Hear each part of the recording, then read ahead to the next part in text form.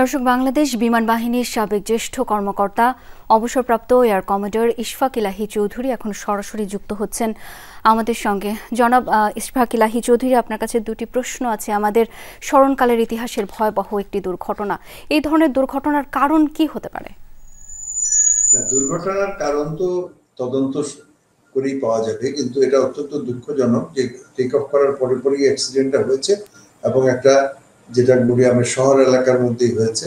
কারণ আমাদের বিমান বন্দরটাই এখন চারিদিকে মানে ঘন বসতিপূর্ণ এলাকার মধ্যে, সুতরাং যদি টেক অফ করার পরে পরেই কোনো ধরনের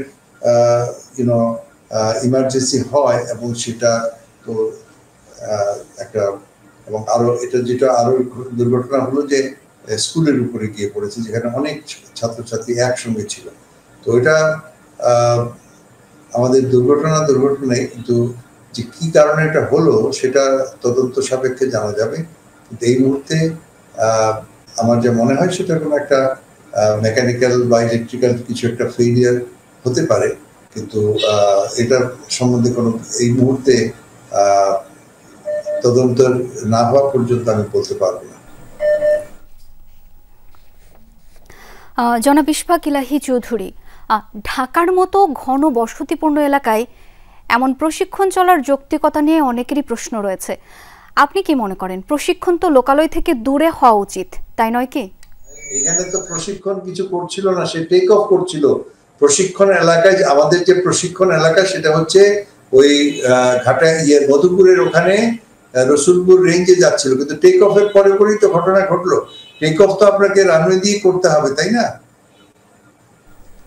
রানওয়ে থেকেই টেক অফ করতে হবে, আর রানওয়ে থেকে টেক অফ করলেই তো উত্তরা থেকে তারপরে দিয়াবাড়ির এখানে এটার উপর দিয়ে ফ্লাই করে যেতে হবে।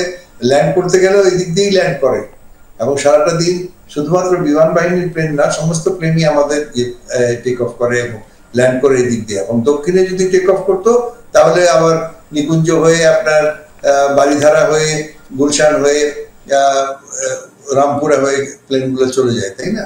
সুতরাং এই আশেপাশে যদি শহর থাকে এবং টেক অফ বা ল্যান্ডিং এর ঠিক আগেই যদি ঘটনা ঘটে, তাহলে তো আপনি